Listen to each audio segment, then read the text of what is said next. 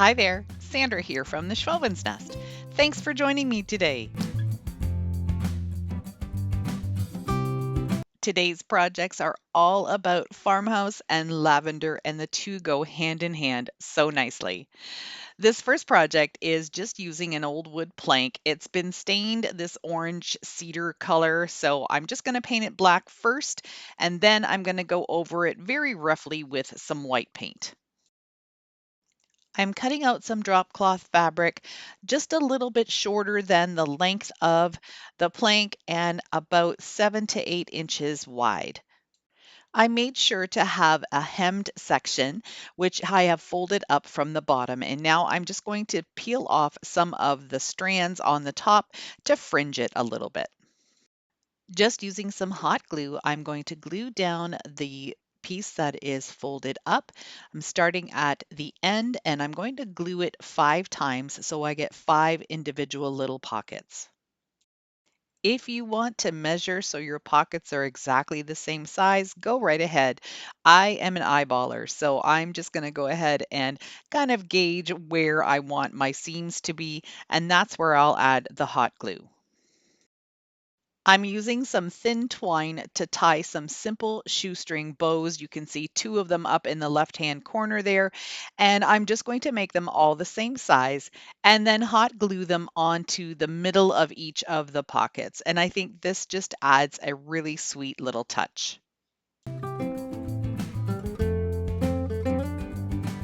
I decided to use a blow dryer to speed up the drying process, and in that process, I ended up crackling the white paint a little bit. It's very subtle, but I think it just adds to the rustic look of this piece.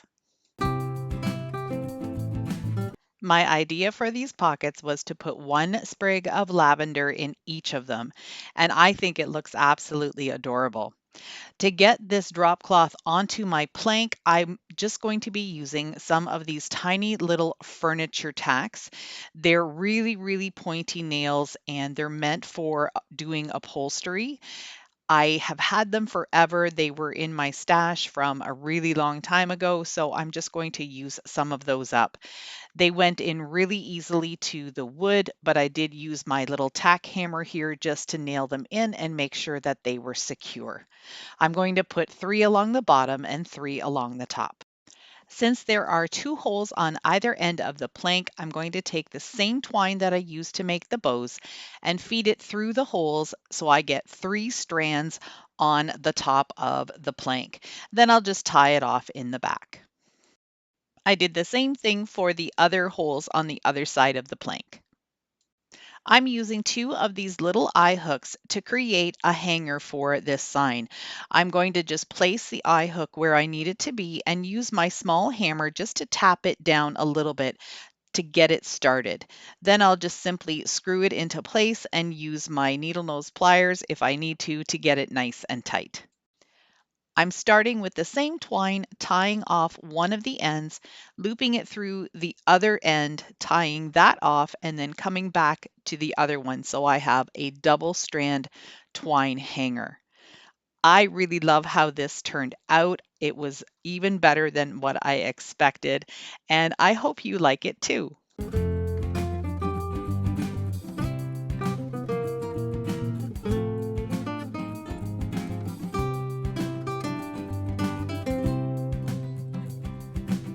Today's video is in collaboration with these wonderful creators.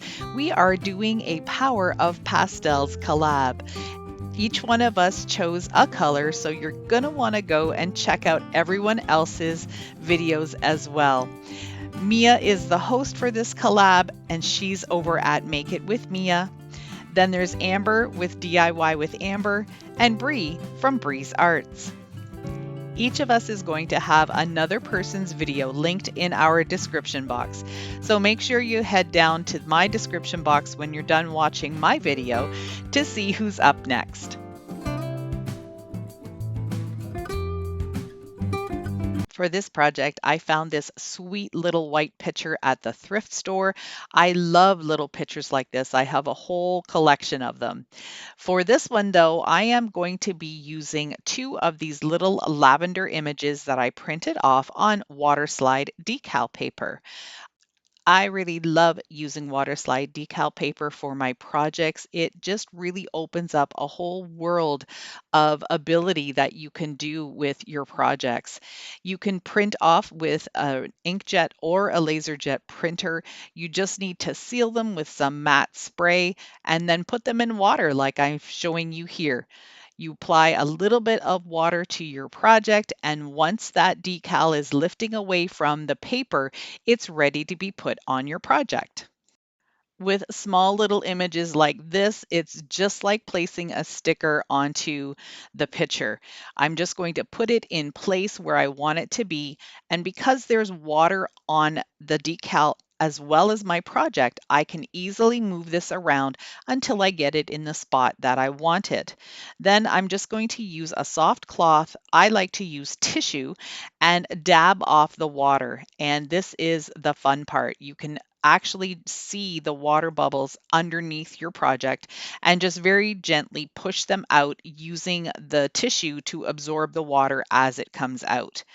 I put the second decal on the other side, and this picture turned out absolutely adorable. I am in love with it.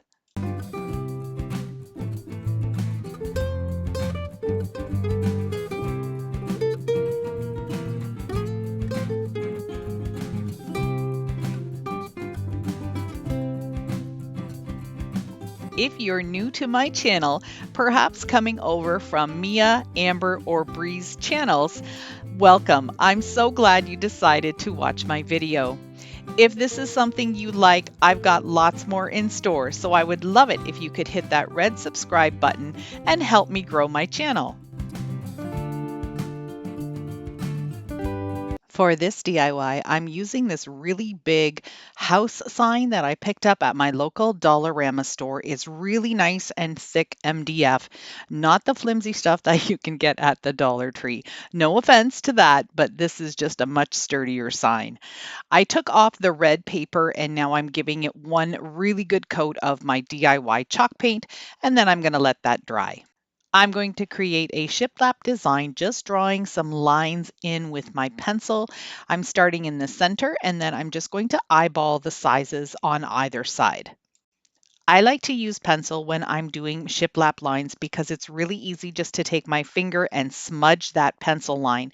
If I didn't have enough of a smudge, I just added some more pencil to the tip of my finger and smudged it on again. I'm going to try my hand at hand drawing this using this fan paintbrush and a couple of other brushes. I'm using some Antique Sky chalk paint by Martha Stewart, along with my favorite green, which is the eucalyptus. I dipped that fan brush very lightly into the light green, and now I'm just pressing it onto the board and making the design that I want. So I started out making stems a little bit on a wave pattern like you can see here, but then I remembered that lavender doesn't grow like that. Lavender grows more straight. So I did end up using some of these wavier lines for the leaves and then did some straight stems at the end. I also used the eucalyptus color in the same manner, just dipping it very lightly and then just going along the same lines that I did with the light paint. I'm sorry that you can't see how this is turning out. I should have filmed this in a different angle. I will remember that for next time, but you can see the results. I'm using a little chip brush and I have three different colors, a light blue, a navy blue, and a lavender. And I'm blending those together and then dry brushing on a lavender shape. I'm just bouncing up and down with my stenciling brush or my chippy brush and just making it deeper and darker in the center and lighter towards the outside. And I think this is a really easy way to achieve a soft watercolor look. Then I added some smaller ones lower down on the branches because lavender doesn't always come up all at once. There's always some little ones coming up in between. To give the flowers a little bit more dimension, I took just some lavender. I didn't clean the brush yet. And again, I'm just pouncing off the excess. And then I'm just going to go in the center a little bit of each of the flowers, just giving it a little bit more of a different color accent. And that just adds some dimension to the blooms. Using the clay color from Martha Stewart Vintage Chalk Paints and the similar type of brush, but it's not the fan brush, it's just a real thin brush. I'm doing the same type of technique on a mason jar that I've already penciled out. So I'm just going to go and draw the outline of it, just again, just using the brush and kind of stippling up and down to get my line. And then I'm going to go ahead and start blending it in and adding some shadows. And I think this turned out pretty good. I like how it looks. It looks homemade. It looks hand drawn. And I've seen a lot of farmhouse high-end decor that have images on them that look hand drawn. So I think I'm happy with how this turned out. You'll have to let me know what you think. If you like this design, I'm going to have something similar available as a free printable on my website. I wrote the word farmhouse down at the bottom in pencil first, and now I'm going over it with my black oil-based Sharpie marker. I'm going to thicken them up a little bit and add some little ticks to the end of it so it looks really nice and rustic.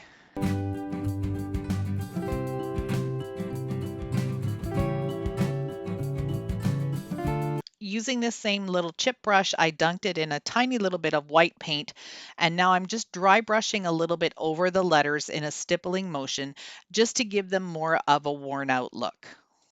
I purposely left the roof till the end because I wasn't sure if I was going to paint it or not, but I decided that it did need to have a nice black roof. So I'm giving it one good coat of my black DIY chalk paint, and then I'm going to go over it with some white and distress it.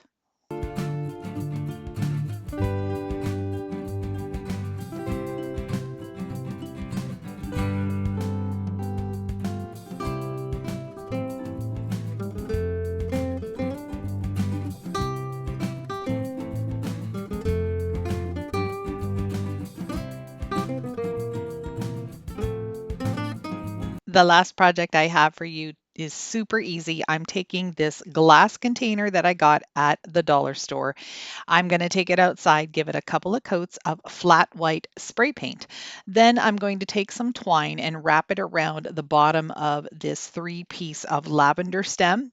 And then I'm going to just add a simple shoestring bow.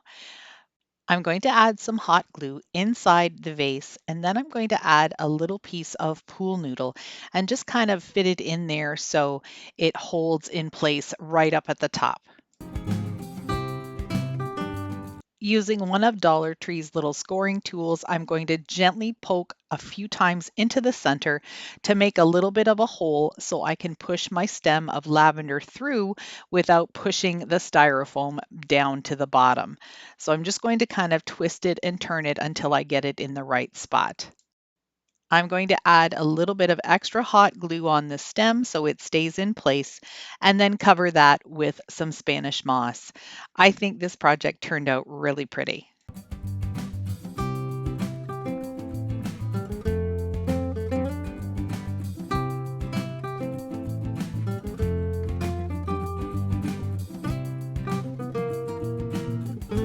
I hope you enjoyed these farmhouse lavender DIYs and got some inspiration to create some for yourself.